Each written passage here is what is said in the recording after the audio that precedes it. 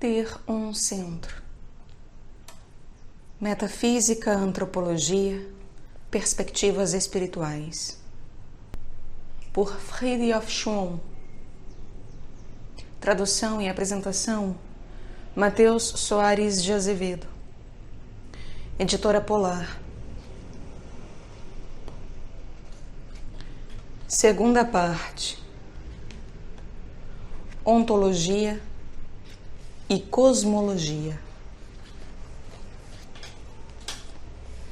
Capítulo 6. Categorias universais.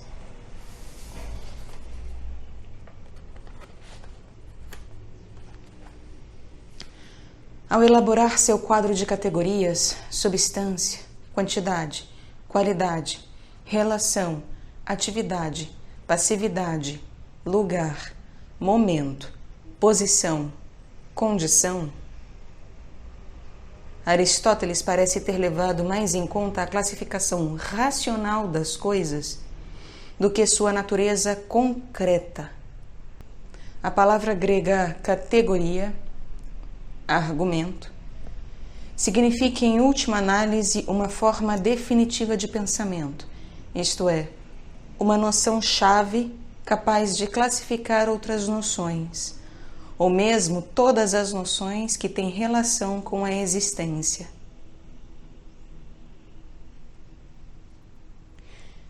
Como nossa perspectiva está mais próxima da cosmologia do que do logicismo peripatético, apesar de as fronteiras serem flutuantes aqui, damos preferência à seguinte enumeração: objeto e sujeito, espaço e tempo, são as categorias recipiente ou continente, matéria e energia, forma e número, são categorias conteúdo, qualidade e quantidade, simplicidade e complexidade, categorias de atributos. O primeiro termo de cada par é estático e o segundo, dinâmico. Aproximativo e simbolicamente falando. Isso posto, não podemos excluir outros possíveis ângulos de visão, sejam eles mais analíticos ou, pelo contrário, mais sintéticos, e sempre prefigurados por algum simbolismo da natureza. Isso não significa dizer que todas as categorias são iguais. Assim, o espaço está mais relacionado ao ser das coisas e o tempo ao devir. Nos primórdios de um ciclo humano, na Idade de Ouro, é de certa maneira o espaço que predomina, enquanto no fim do ciclo é o tempo. Igualmente, a forma prevalece sobre o número, assim como a qualidade prima sobre a quantidade. E também a matéria toma precedência sobre a energia, bem como o existir precede o fazer. Mas aqui poder-se-ia sem dúvida dizer também o inverso, opondo o sutil ao grosseiro. Quanto às categorias sujeito e objeto, elas são ontologicamente e, portanto, qualitativamente intercambiáveis. Toda a questão é saber sobre qual polo a ênfase é colocada, isto é, em que lado Deus ou seu reflexo está situado. Não é possível dar uma resposta única e definitiva à questão de saber qual o número das categorias existenciais. As linhas de demarcação nesta matéria são simultaneamente precisas e vagas.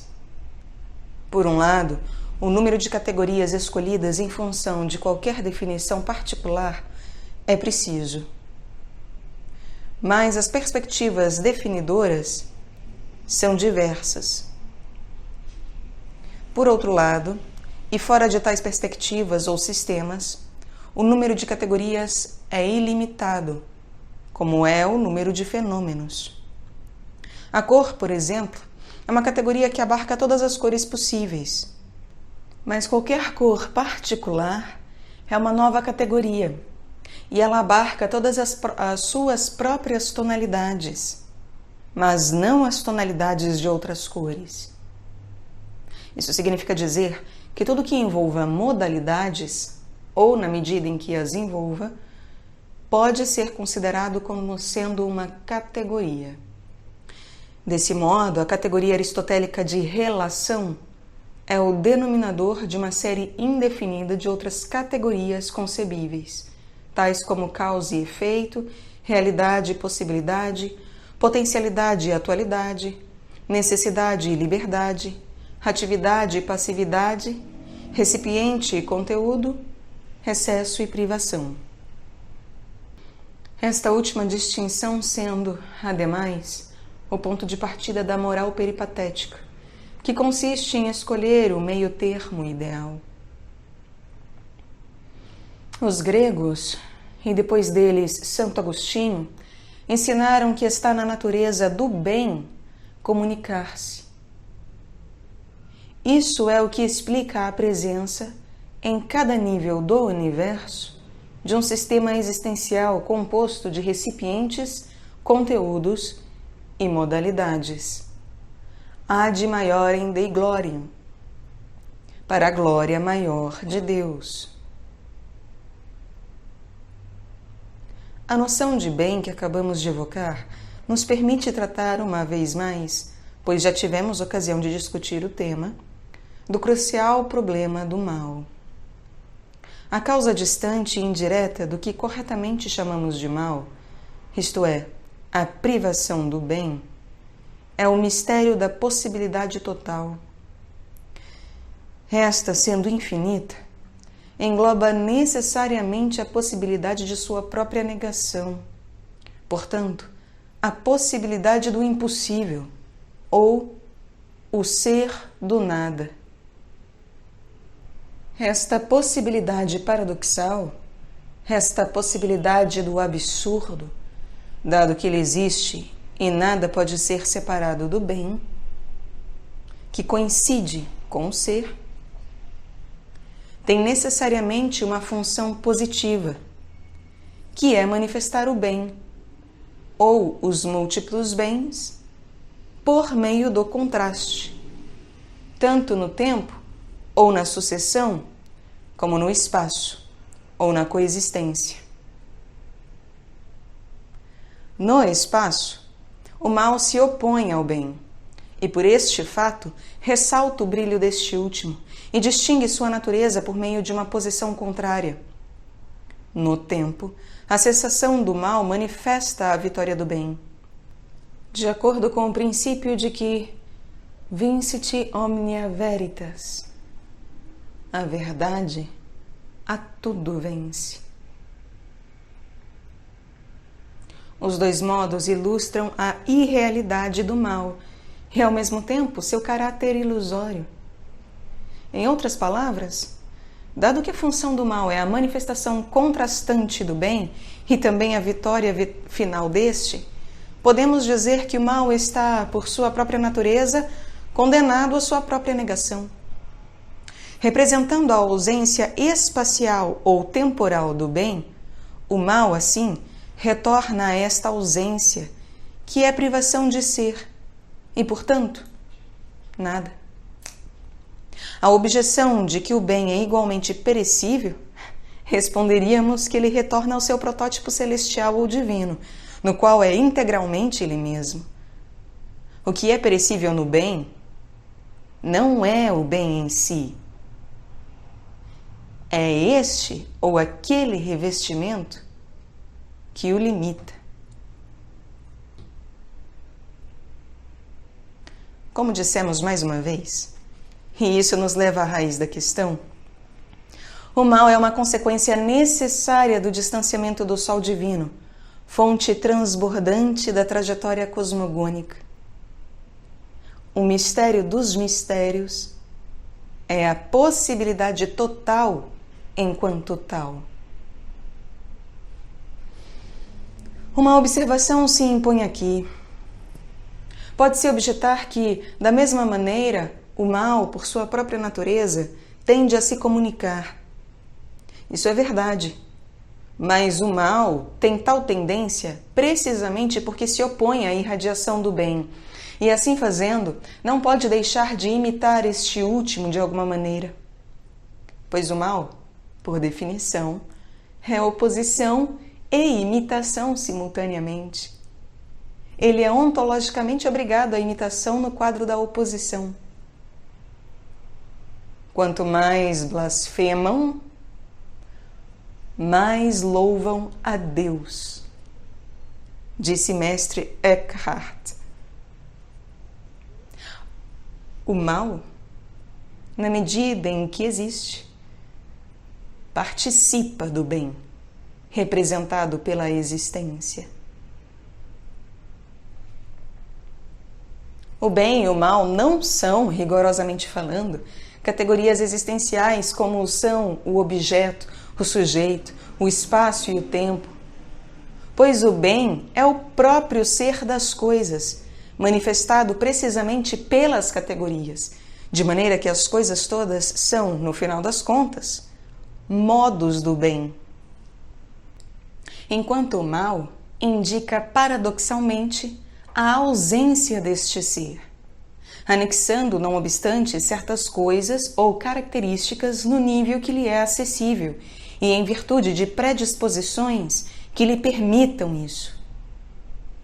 Mas, a despeito desta reserva, pode-se considerar o bem e o mal como categorias existenciais pelas seguintes razões. O bem inclui, por um lado, tudo o que manifesta as qualidades do princípio divino, e, por outro, todas as coisas na medida em que manifestam este mesmo princípio por sua existência, e também na medida em que elas cumprem uma função ontológica necessária.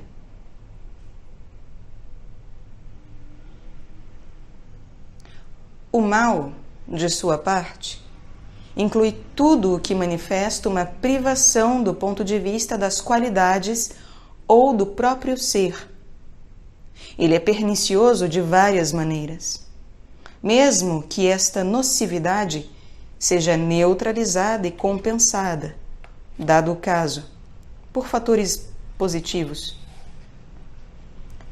Isso significa que há coisas que são más ou perniciosas em princípio, mas não de fato.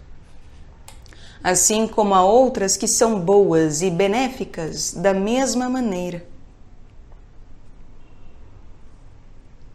Tudo isso contribuindo para o desdobramento do jogo cósmico com suas inumeráveis combinações. Quanto às categorias sujeito e objeto, começaremos observando que o objeto é a realidade em si mesma, ou a realidade encarada em conexão com sua perceptibilidade. Ao passo que o sujeito é a consciência em si, ou a consciência encarada em relação à sua faculdade de percepção. Ora, em ambos os casos, há uma relação de reciprocidade e uma relação de divergência. Com relação à primeira, diríamos que o mundo, enquanto percepção, faz parte do sujeito que o percebe. Inversamente, o ego, na medida em que é algo que o sujeito percebe, isto é, algo fora dele mesmo, é parte do objeto. No segundo caso, o da relação de divergência, opomos o em si mesmo, que é evidentemente objeto, à pura consciência recolhida a si mesma. Em última análise, isso nos leva de volta à transcendência e à imanência que se encontram no único e no indivisível.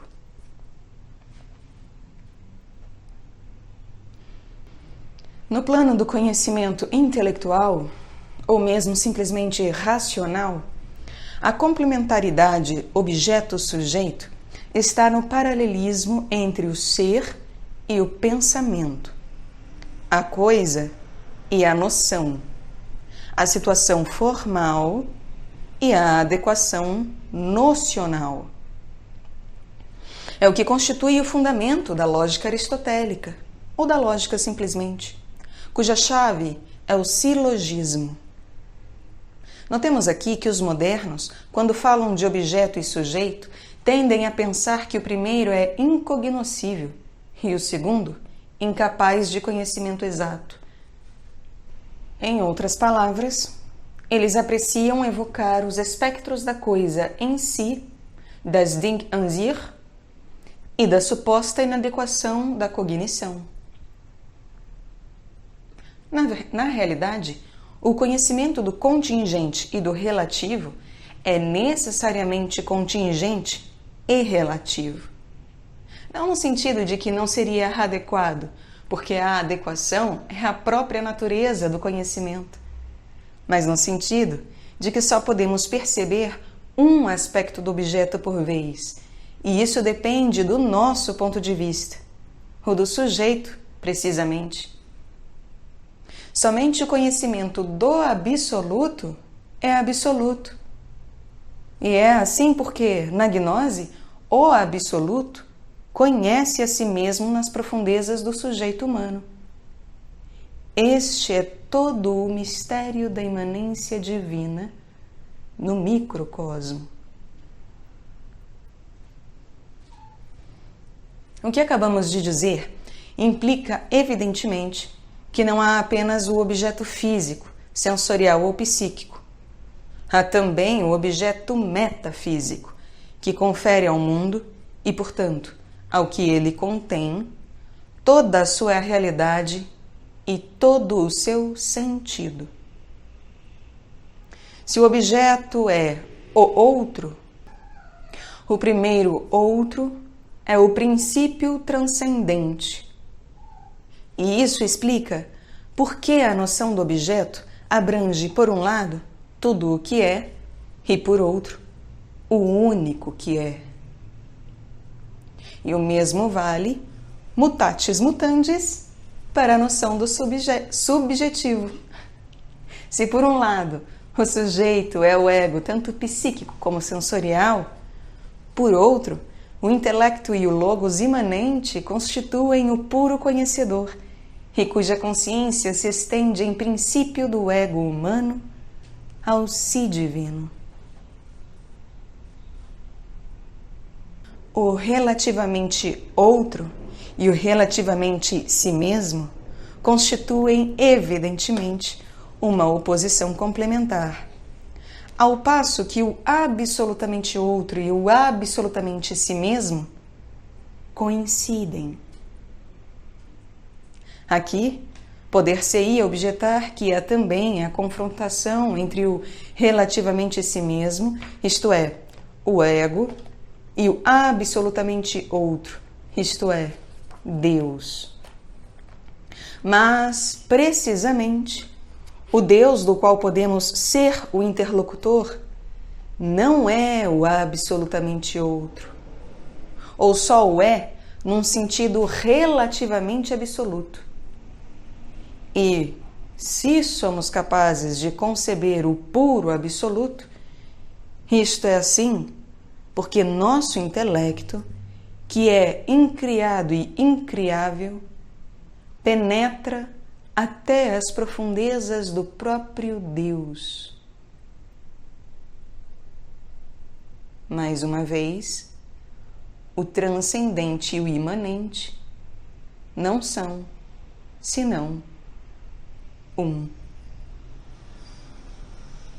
O conhecimento libertador consiste em ser consciente da natureza das coisas, porque está na natureza das coisas que devamos ser cônscios dele. Tudo isso implica dizer que o objeto cósmico, o mundo, está como que suspenso entre duas dimensões complementares, a transcendência e a imanência. Por um lado, Deus é o outro que está infinitamente acima do mundo, Por outro lado, o mundo é a sua manifestação, na qual ele está presente. Isso implica, de uma parte, que sem esta imanência, o mundo seria reduzido a nada. E de outra, que o mundo e tudo o que ele contém é necessariamente simbólico. Em certo sentido, nada se assemelha a Deus, mas de outro, tudo se assemelha a Ele, pelo menos em relação à manifestação positiva, não negativa. Do mesmo modo, o sujeito humano, o ego, está como que suspenso entre elevação e profundidade, entre o ser divino que reside nos céus e o si divino que reside nas profundezas do coração.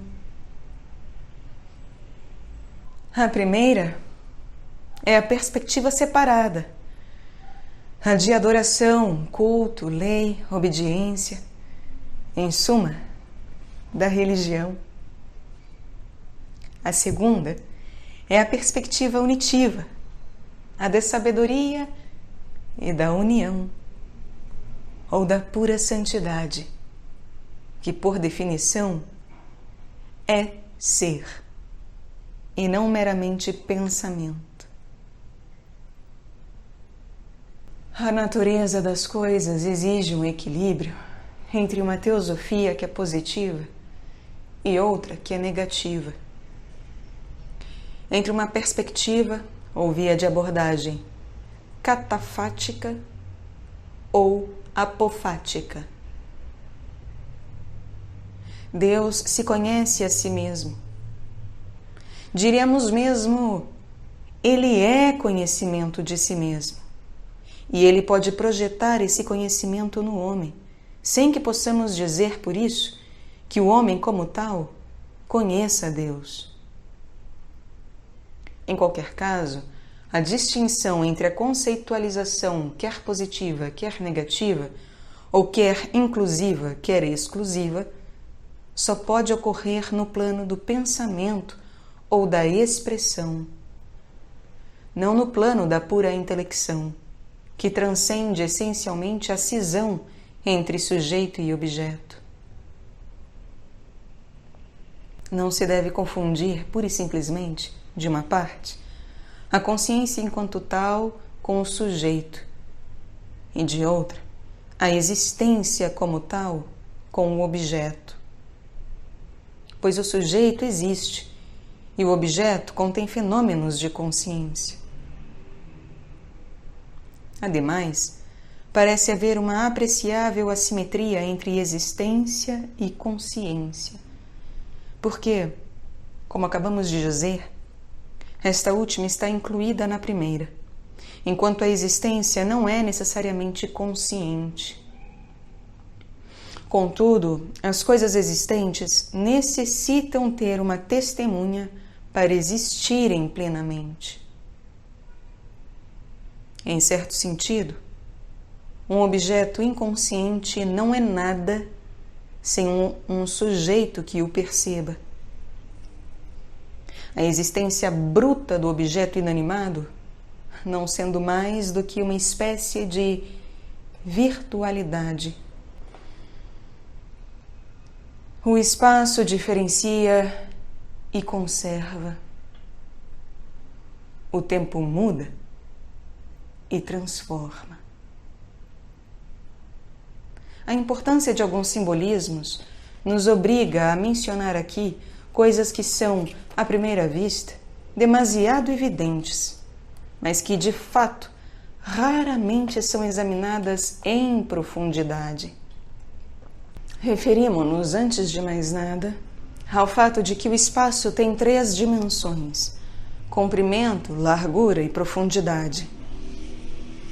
Em seguida, 6 dimensões subjetivas: em cima, embaixo, à direita, à esquerda, na frente, atrás. Analogamente, o tempo tem 4 dimensões objetivas: as 4 fases de um ciclo, manhã, dia, tarde e noite, ou primavera, verão, outono e inverno, ou ainda infância, juventude, maturidade e velhice. E 2 dimensões subjetivas: o passado e o futuro. O presente estando além de nossa compreensão, como é o centro no espaço. Todos esses elementos dão origem a várias analogias no plano da vida espiritual ou simplesmente moral, e nos planos da ontologia ou da cosmologia. Deve-se observar que espaço e tempo, aqueles que conhecemos pela experiência, incluem fenômenos tanto psíquicos como físicos, mas não alcançam o domínio do espírito. Elementos psíquicos podem, com efeito, se fixar num determinado lugar e ter uma dada duração, algo que está excluído no que tange a uma ideia, um conhecimento, um princípio enquanto tais. Mencionemos aqui que, em vez de falar de espaço e tempo, poderíamos também, como faz Aristóteles, falar de lugar e momento, enfatizando assim sua aplicação concreta, mas em detrimento das noções gerais. Isso pode ser facilmente visto a partir das seguintes considerações. Há uma relação, por um lado, entre matéria e espaço, e, por outro, entre energia e tempo. A matéria é quintessencialmente o éter, que se identifica de fato com o espaço, enquanto a energia é concebível, pelo menos em ato, apenas no tempo, pois ela coincide na prática com a mudança.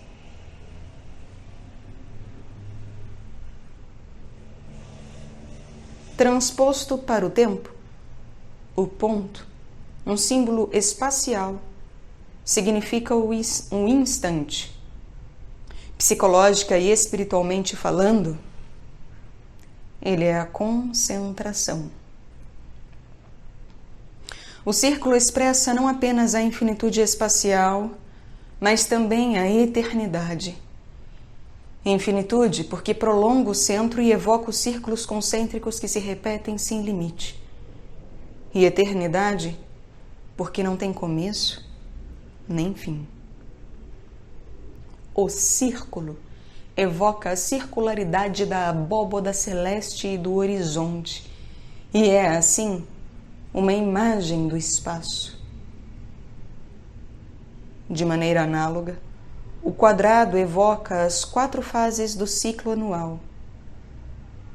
Consequentemente, pode ser uma imagem do tempo. No espaço, quaternidade significa estabilidade. No tempo, quaternidade significa movimento. Em espiritualidade, movimento progressivo, bem como estabilidade qualitativa, são condições sine qua non de realização. É assim que os símbolos numéricos e geométricos têm suas aplicações não apenas no espaço, mas também no tempo. Como eles, símbolos numéricos e geométricos, as têm, e mesmo a priori, nos planos ontológico, cosmológico e espiritual, dos quais os planos cósmicos são apenas projeções. Tempo e espaço contêm matéria, energia, forma e número. Não obstante, pode-se dizer que a matéria está mais próxima do espaço e a energia do tempo. O espaço equivale ao éter que o preenche, e a matéria de base da qual derivam os 5 elementos e todas as substâncias. O tempo equivale à mudança, e, portanto, à energia que o provoca. Falar de matéria é falar de cristalização ou coagulação. Falar de energia é falar de vibração. Quanto à categoria forma, encarada a priori sob seu modo físico, há que se distinguir, antes de tudo, as formas bidimensionais daquelas tridimensionais, separando, portanto, figuras de volumes. Então, percebemos a diversidade de formas circulares, triangulares e outras.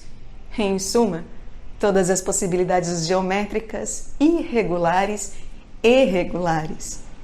Sem esquecer, em um plano completamente distinto, a diferença, independente do nosso gosto, entre o arbitrário e o necessário, o belo e o feio, as formas nobres e as vis, dependendo de seus conteúdos serem positivos ou privativos. Na ordem numeral, distinguimos antes de tudo os pares dos ímpares.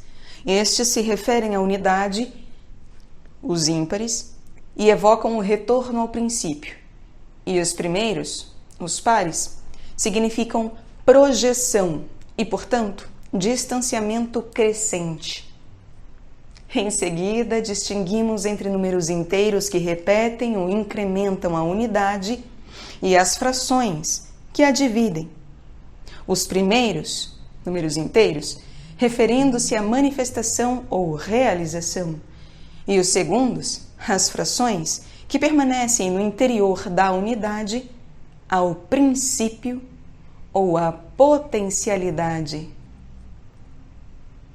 Finalmente, outra distinção é aquela entre números simples, quantitativos, e aqueles que são simbólicos e qualitativos.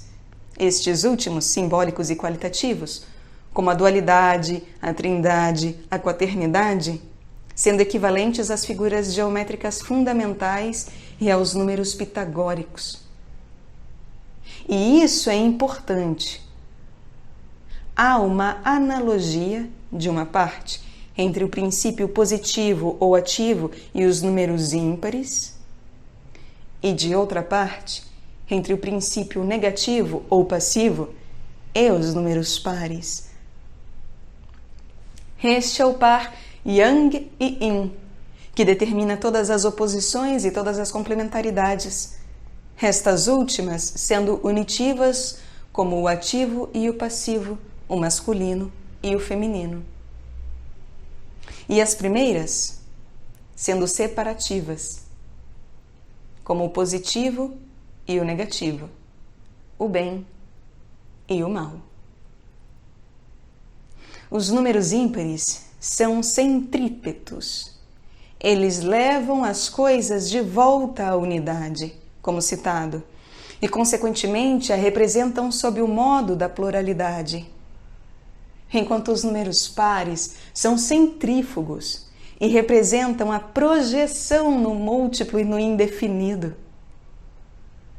Mas, desde que os dois princípios, tanto o Yin como o Yang, procedem do tal, sua prefiguração no tal sendo respectivamente infinitude e absolutez, eles devem necessariamente manifestar sua unidade subjacente no plano mesmo de sua divergência. E é isto o que o signo do Yin e Yang indica, com a parte escura incluindo um ponto claro e vice-versa. Em outras palavras, a masculinidade envolve um elemento de feminilidade e esta um elemento de masculinidade. E cada polo possui, em graus variados, uma função que é positiva e outra negativa. No primeiro caso, como observamos mais de uma vez, o elemento masculino se refere ao absoluto e o feminino ao infinito. No segundo caso, há na masculinidade um risco de contração e endurecimento, e na feminilidade uma tendência à exteriorização dissolvente e indefinida. Acrescentemos, por fim, e isso demonstra à sua própria maneira a reciprocidade compensatória mencionada, que no simbolismo geométrico, o Yang é representado por superfícies que delimitam, envolvem e assim conectam com a unidade. Enquanto o Yin é representado por estrelas de 3 ou mais pontas que projetam e irradiam. Tudo isso independentemente da questão dos números pares ou ímpares. Toda essa digressão sobre o símbolo do Extremo Oriente se justifica aqui pelo fato de que ele implica uma dimensão numérica, ou mais precisamente, uma doutrina da dualidade. Há algo quase divino sobre os 4 primeiros números e, do mesmo modo, sobre as 4 primeiras formas, porque são incomparáveis, por um lado, entre eles mesmos e, por outro, em relação a todos os outros números e a todas as outras formas. O ponto, a linha, o triângulo e o quadrado são fundamentalmente diferenciados, como se cada qual constituísse uma espécie à parte, enquanto as formas subsequentes, começando com o pentágono, todas parecem pertencer a uma mesma espécie.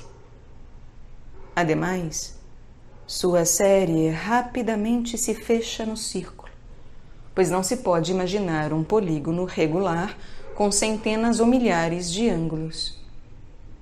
Já o dodecágono parece sem fôlego. Há, assim, algo quase absoluto nas primeiras 4 formas e nos 4 primeiros números. Eles são símbolos propriamente hipostáticos, enquanto o número 5, juntamente com o pentágono ou pentagrama, ou a estrela de 5 pontas, parece inaugurar o mundo, a criação, o cosmos, referindo-se necessariamente aos protótipos indígenes. Em outros termos, são os primeiros 4 números e formas que têm, por assim dizer, o privilégio de serem capazes de definir ou descrever o puro ser. Algo que não é uma delimitação arbitrária, em razão de suas significações completamente fundamentais e, portanto, sem paralelos.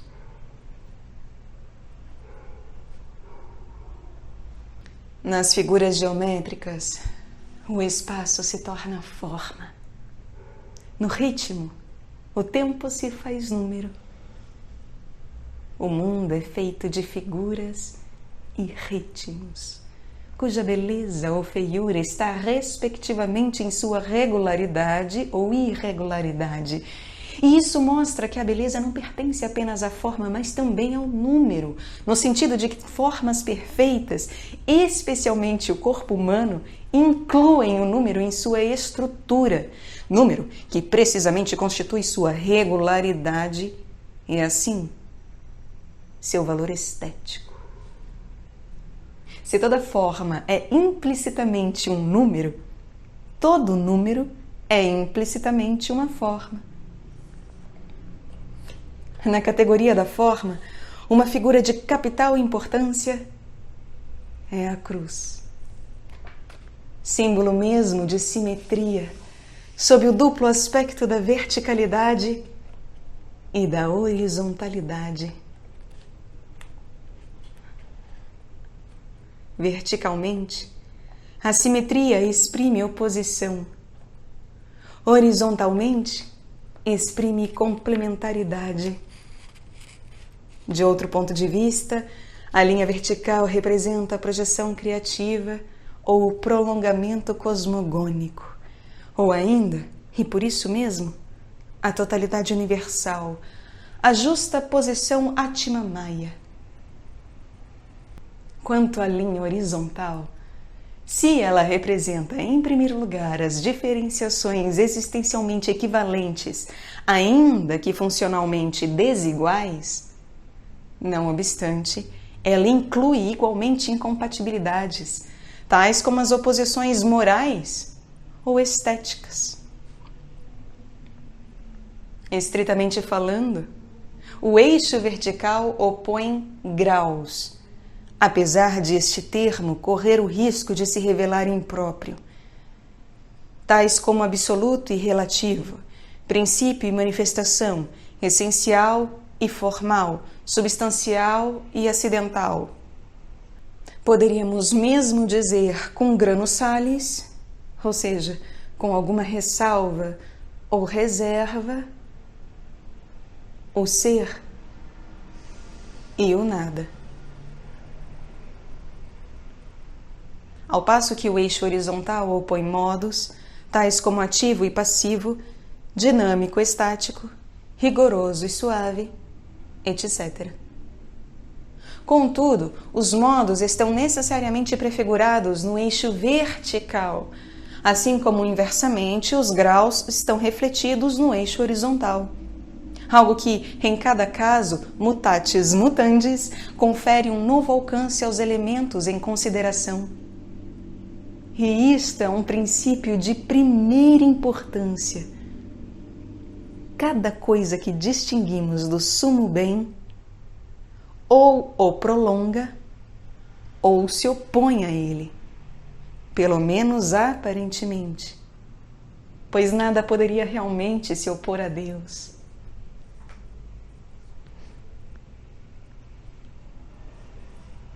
Até aqui, falamos das 4 categorias recipiente, ou continente, objeto, sujeito, espaço e tempo, e das 4 categorias conteúdo, matéria, energia, forma e número.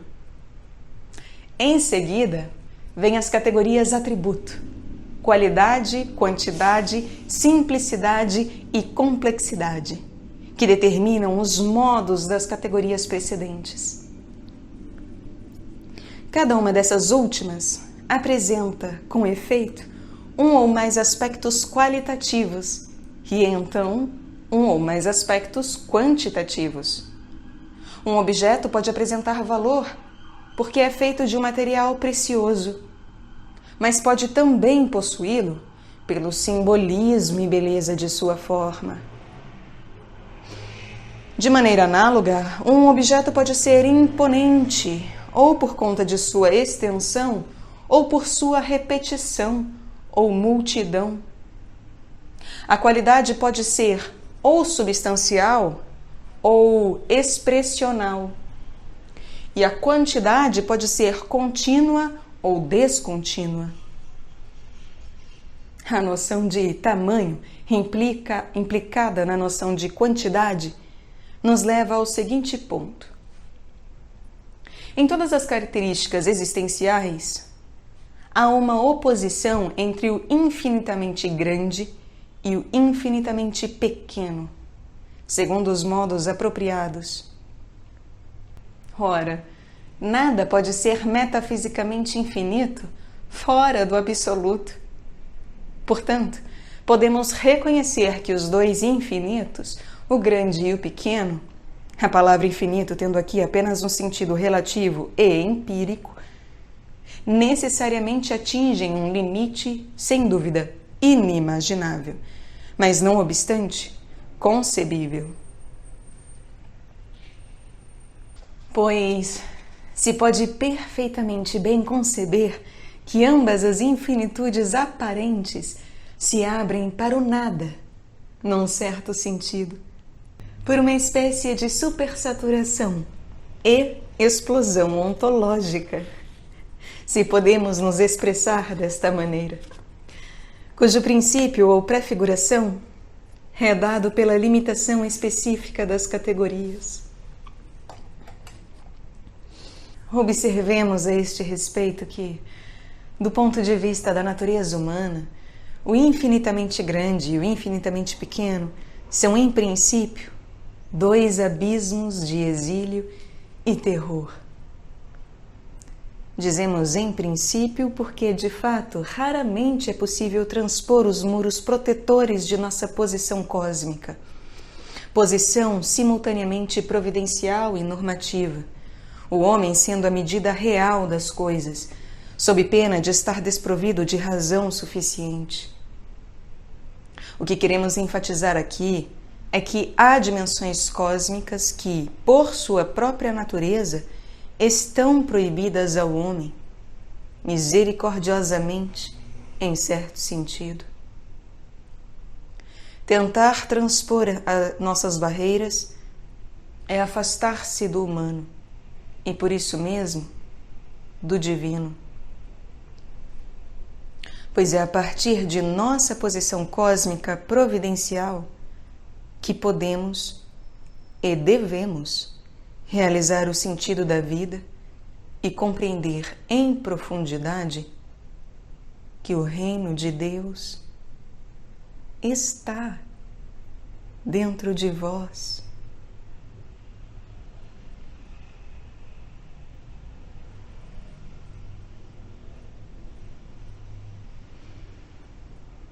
Quanto às noções de grandeza e pequenez, poder-se-ia objetar que estas características representam avaliações eminentemente relativas e que nada é pequeno ou grande em si mesmo, algo simultaneamente verdadeiro e falso, porque significa esquecer, primeiramente, que as medidas das coisas correspondem a realidades arquetípicas, portanto, a intenções divinas, e, em segundo lugar, que o homem é o critério destas intenções devido ao fato de que sua inteligência é central, portanto, total, o que é precisamente a razão de ser da condição humana. Dito de outra maneira, uma coisa é grande extrinsecamente, porque somos menores do que ela, e intrinsecamente, em virtude da possibilidade existencial que ela manifesta. A subjetividade humana não é aqui a causa de tal ilusão de ótica. Ela é a consequência de tais realidades, cuja percepção adequada é prevista pelo Criador. Este ponto é de extrema importância, pois apoia toda a teoria do simbolismo. Ademais, se todas as avaliações fossem meramente relativas ou subjetivas, não restaria nada mais para avaliar e as noções de quantidade, qualidade e primazia perderiam todo o seu sentido. Tudo o que acabamos de dizer mostra o quanto é falsa a ideia evolucionista de que o homem, seu espírito, tanto como sua forma, não seria senão uma fase qualquer entre mil outras, que não haveria, portanto, nada de quase absoluto, de perfeito, nem de definitivo neste fenômeno feito à imagem de Deus. Em suma, que em lugar da projeção de arquétipos significativos, não haveria nada senão uma cadeia completamente contingente de formas insignificantes, sempre transitórias e ipso facto monstruosas. Poder-se-ia dizer bestiais, digo eu. Mas voltemos, após esse parêntese, à questão geral das categorias atributo, e mais precisamente a das duas categorias, simplicidade e complexidade. Cada categoria inclui um núcleo e um desdobramento. Poderíamos dizer também uma raiz e uma coroa. Por exemplo, a raiz do espaço é evidentemente o ponto ou o centro, e a coroa, o vazio ou a distância. Para a matéria, a raiz é o éter e a coroa, os 5 elementos e os corpos químicos. Para a forma, a raiz é a esfera e a coroa, a multidão de figuras e de volumes. Anotar que há formas perfeitas ou imperfeitas, como há materiais preciosos ou vis, ao passo que tal alternativa não parece existir nem para o espaço, nem para o tempo, dado que neles a qualidade parece residir mais em seus aspectos gerais do que em algum acidente. Contudo, deve-se admitir que o espaço, que em si mesmo não tem centro, é como um tecido feito de estrelas, ou seja, ele realiza, por sua própria natureza, esta ideia qualitativa de ponto central, algo de que a geografia sagrada oferece numerosos exemplos, mesmo de uma maneira aproximativa e simbólica. Similarmente, o tempo, por sua própria natureza, inclui idades de ouro, que, à parte suas manifestações cíclicas necessárias, também estão refletidas de uma maneira mais ou menos contingente na ordem do fenômeno humano. Falar de espaço é falar de uma rede. Falar de tempo é falar de ritmo. Aquilo que deve ser, que não pode, portanto, deixar de ser, é realizado pelas categorias. Elas constituem o teatro de todas as modalidades do possível, modalidades que são plausíveis ou paradoxais. Ademais, é importante distinguir entre o que é possível em princípio e o que é possível de fato. E do mesmo modo quanto às impossibilidades. Em outras palavras, é necessário distinguir entre coisas que são realizadas porque devem ser por sua própria natureza e aquelas que poderiam ser realizadas, mas são impedidas disso por alguma causa contingente. E similarmente, mas inversamente, para as impossibilidades, as quais podem ser principais ou acidentais, e isso em diversos graus. Ademais, deve ser especificado que há duas ordens principais de possibilidades: a hipostática e a cósmica. Ambas as ordens contendo possibilidades que são ou hierarquicamente arranjadas ou então simplesmente diversas. Esta é a distinção entre graus e modos, ou entre o vertical e o horizontal, da qual a cruz é universalmente o símbolo. Consideramos acima, a título de parêntese, o problema do bem e do mal. Bastante próxima desta questão é a do ser e do nada, a despeito de que este último termo não represente nenhuma realidade direta, mesmo incluindo uma realidade indireta, como o prova a existência mesma do termo. Certamente, o ser e o nada, assim como o bem e o mal, não podem ser vistos como categorias existenciais. Não obstante, são como protótipos, como o absoluto e o infinito, ou, verticalmente, o princípio e a manifestação, Atma e Maya. Pode-se objetar aqui que o nada, sendo nada, não pode ser o protótipo de seja o que for. Esta é precisamente a questão que gostaríamos de examinar aqui, como um tema de interesse prático. A noção do nada é essencialmente uma referência, obviamente negativa, a algo possível ou existente. Se assim não fosse, não teria sentido e seria mesmo inconcebível. O nada, com efeito, indica por definição a ausência de algo. Exclui um ou muitos objetos, ou todos os objetos, segundo o contexto. Falar de um nada intrínseco, de um nada em si, sem referências às coisas que ele exclui, seria uma contradição de termos. Quando um receptáculo é preenchido e depois esvaziado, há uma diferença. Ora, esta diferença é uma realidade. Caso contrário, ninguém jamais se queixaria se fosse roubado.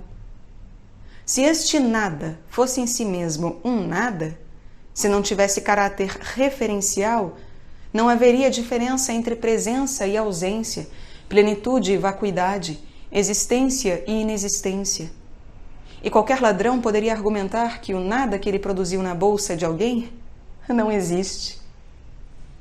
A palavra nada seria privada de significado, assim como a inexistência carece de conteúdo. O nada, encarado em um contexto concreto, pode, na prática, competir com um algo. Ao passo que um nada intrínseco não poderia concretamente opor-se ao que quer que seja, nem ser afetado por algo, de qualquer maneira que seja. E, do mesmo modo, o espaço, se fosse um vazio absoluto, se não coincidisse na prática com o éter, não poderia incluir um elemento de distância e separação, pois um nada acrescentado a outro nada, se isso fosse concebível sem absurdez, não poderia produzir uma distância. O nada logicamente utilizável não tem, portanto, nada de absoluto. É, por definição, relativo a algo, ainda que de uma maneira negativa. Contudo, inclui um aspecto de absolutez pela totalidade da negação que representa. A diferença entre 1 e 2 é relativa, mas a diferença entre o 1 e o 0 pode ser chamada de absoluta, com as reservas metafísicas que se impõem. Uma coisa não pode existir pela metade. Ou existe, ou não existe. Em consequência, porque a existência tem algo de absoluto em face da inexistência, este é todo o milagre da criação, há, do mesmo modo, ipso facto, algo absoluto sobre a negação ou exclusão de algo existente. Não a negação em si mesma, mas em relação ao que é negado ou excluído. Essa é a nossa bem conhecida tese do relativamente absoluto. A ideia de ser implica positivamente a realidade e restritivamente a manifestação.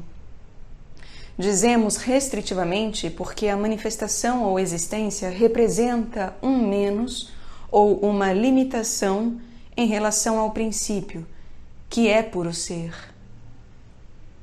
Ao significar a realidade, a ideia de ser evoca ipso facto o bem e também o mais. Portanto, a qualidade e a quantidade. Mas ela evoca, antes de tudo, a presença. Quanto à ideia oposta do nada, ela implica, antes de tudo, a ausência de ser ou a impossibilidade, e mais relativamente, a ausência de coisas determinadas. Implica, igualmente, por derivação e por analogia, o fenômeno do menos, e, sob outra relação, do mal. Mas esta ideia pode se aplicar também, bastante paradoxalmente, à ordem transcendental ou principial. É nada, do ponto de vista do mundo manifestado, portanto, do ponto de vista da existência no sentido restritivo do termo, tudo o que transcende este mundo e, por consequência, escapa de todas as limitações existenciais.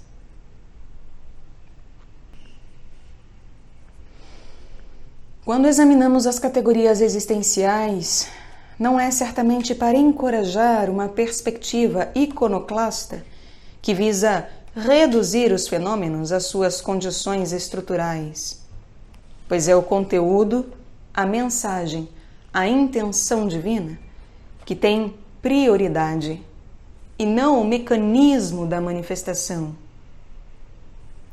Ainda assim, considerado em si mesmo, este mecanismo pode, por seu turno, significar um mistério divino que é precisamente o caso das categorias das quais o mundo é tecido. Há que insistir nisso. Nada é mais aberrante que cantar vitória, porque se acredita ter desmantelado uma beleza ao reduzi-la a este ou aquele mecanismo, como se a razão de ser deste mecanismo não fosse o seu resultado. É, contudo, este erro que é a própria essência da desmistificação tão cara aos modernos. A atitude realista em face da existência é fundamentalmente o respeito e não o desprezo, a adoração e não a impiedade, o louvor e não a blasfêmia. O Ser Supremo não é somente o princípio quase matemático e estruturante das coisas. Ele é também, e mesmo antes de tudo, o sumo bem, que, sendo tal, quer transbordar para comunicar seus valores.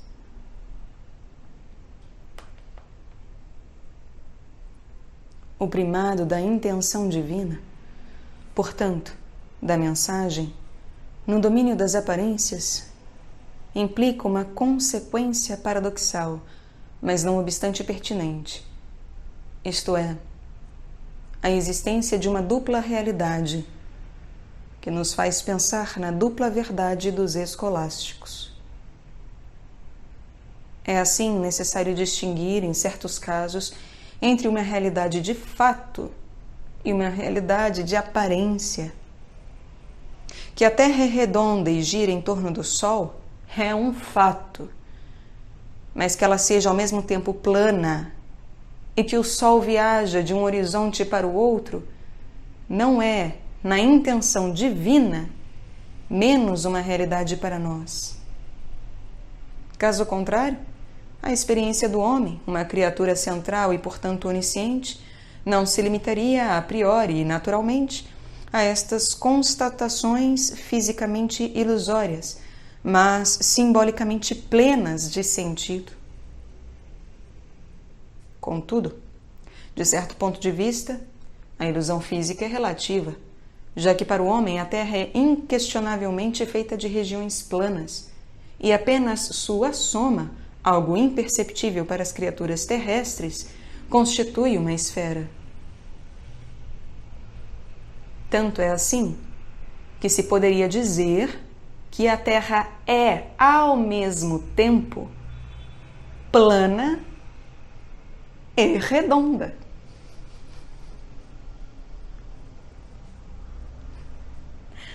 Quanto ao simbolismo tradicional, ele implica uma consequência moral, o que nos permite concluir que o homem tem direito, em princípio e a priori, apenas a um conhecimento que ele pode suportar ou é capaz de assimilar. Um conhecimento, portanto, que ele pode integrar no conhecimento total e espiritual que lhe cabe possuir em sua qualidade de Homo sapiens. Se a Terra parece imóvel, enquanto o céu parece mover-se em torno dela, isso ocorre porque a manifestação é passiva em relação ao princípio, o qual é ativo e a determina. Em certo sentido, a Terra somos nós, e o céu é o tempo ao qual estamos sujeitos. Daí a relação não absoluta, mas não obstante, real, entre as estrelas e nosso destino.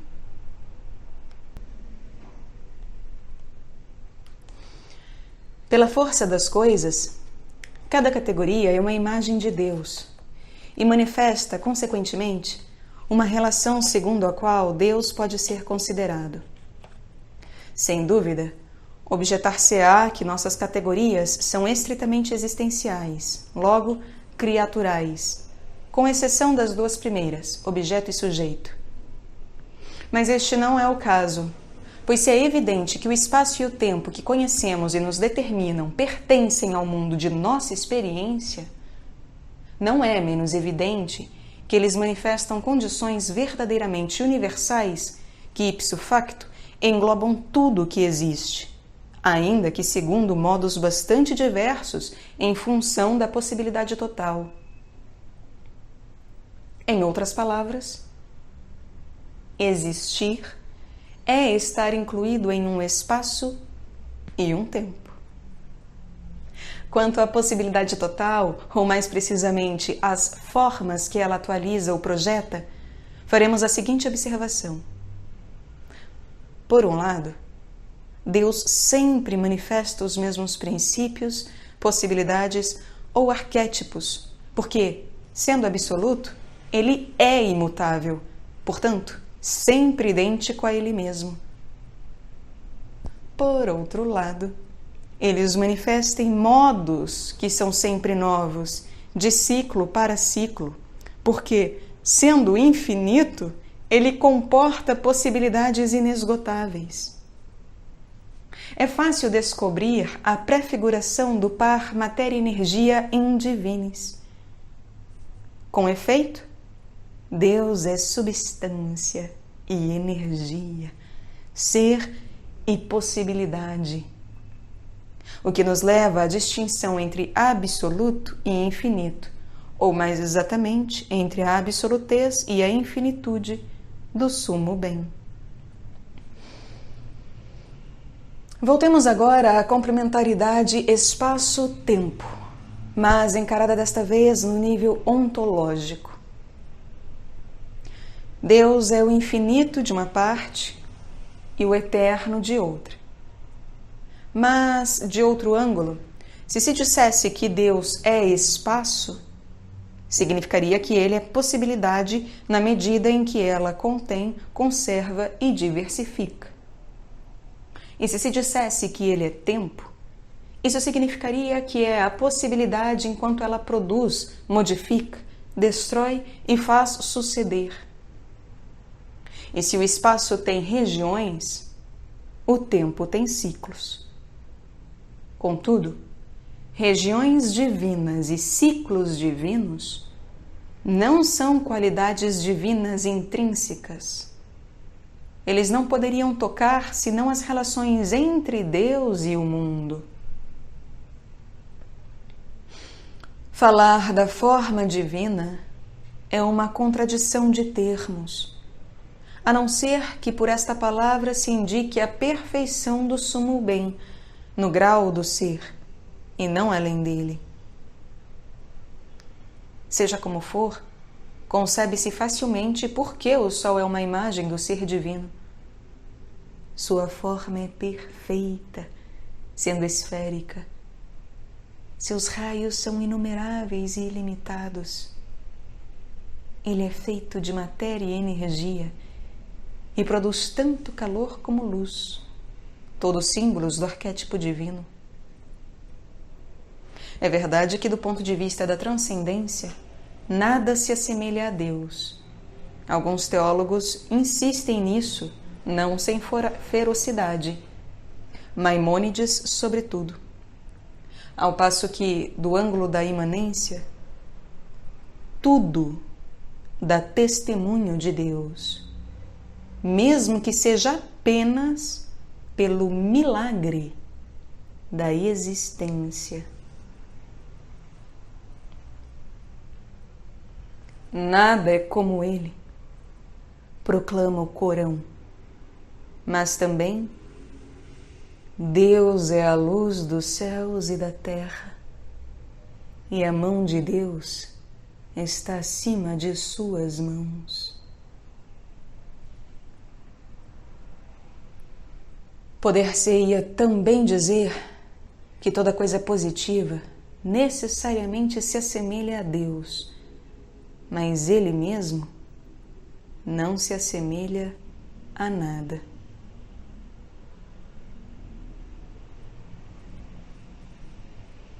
Intrinsecamente, quantidade se refere à ilimitação das qualidades divinas, portanto, aos nomes de Deus.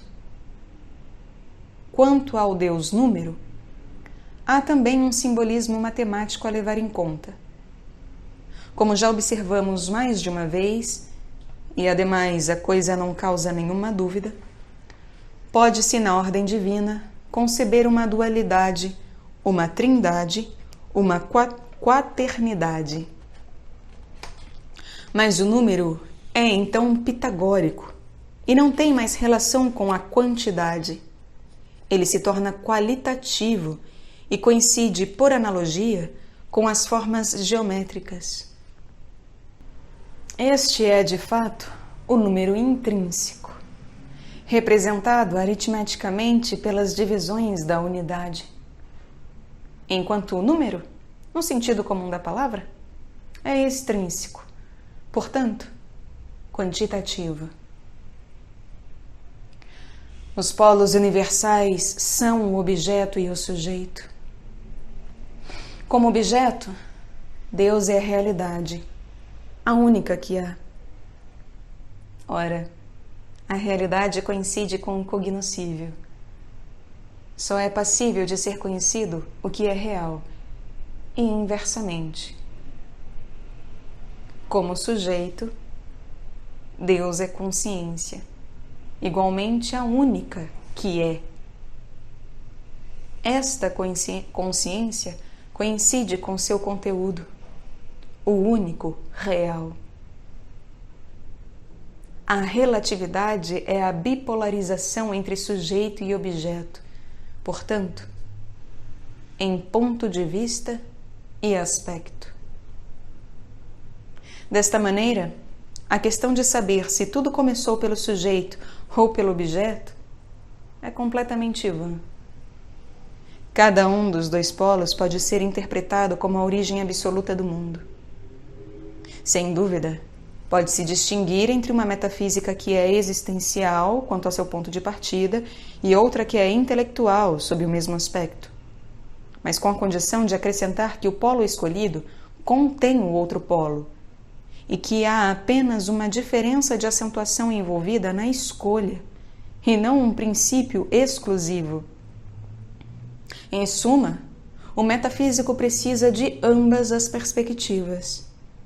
A visão objetivista, sendo determinada principalmente pelo discernimento do princípio na medida em que ele manifesta o universo, e a visão subjetivista, ao contrário, visando acima de tudo a reintegração, em algum nível, da consciência em seu arquétipo, o si divino. Em determinado nível, pois há muitas moradas na casa de meu Pai.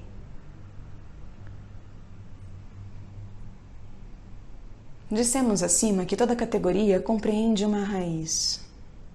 Ora, esta raiz é uma espécie de teofania ou sacramento. Assim, o alcance espiritual dessas raízes ou sementes é clara.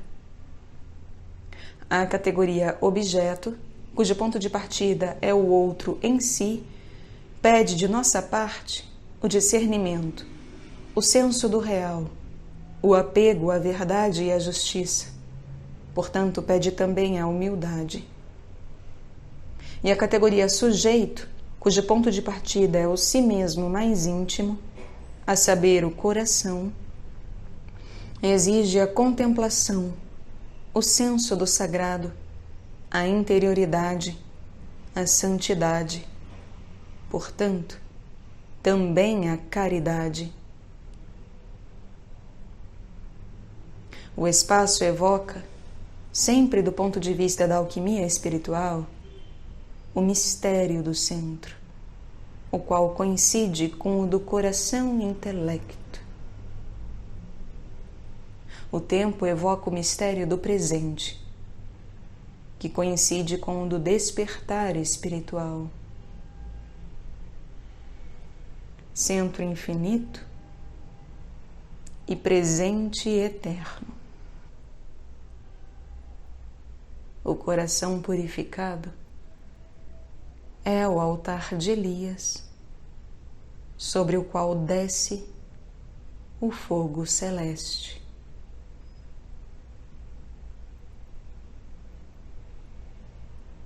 A consideração das categorias existenciais é importante porque diz respeito não apenas ao conhecimento do mundo, mas também ao conhecimento de Deus. As categorias são hipóstases que se prolongam na criação e a governam. Elas são divindades ou projeções arcangélicas que, no final das contas, se manifestam sob nossos olhos e em nosso próprio ser, e constituem a trama e a urdidura da existência ou do universo. De tudo isso, o homem profano não tem consciência. Com a confiança de um sonâmbulo, ele se move exclusivamente nos frágeis conteúdos do tecido cósmico, do qual ele, na prática, esquece o fabrico divino, donde uma superestimação irrealista de coisas e fatos, e também de si mesmo, como se os fenômenos fossem absolutos e como se a vida terrena fosse eterna. Nisso há uma prodigiosa falta de imaginação, tanto mais surpreendente e absurda, na medida em que afeta homens considerados inteligentes e que se consideram como tais, mas precisamente esquecem que inteligência é a percepção do real e não a intelectualização do irreal. A priori, o homem é de fato obrigado a registrar fenômenos concretos. E isso é coisa totalmente normal para ele, tanto mais que os fenômenos podem ter um sentido, para dizer o mínimo, e há fenômenos que são sagrados. Mas, ao olhar os fenômenos com o respeito que lhes é eventualmente devido, o homem deve ter profunda consciência deste mistério universal e subjacente que é a manifestação de Atma. E esta consciência não apenas prolonga necessariamente a consciência que nós temos do Absoluto em si, mas também confere à nossa relação com os fenômenos suas justas proporções, sua legitimidade, sua nobreza e seu alcance espiritual.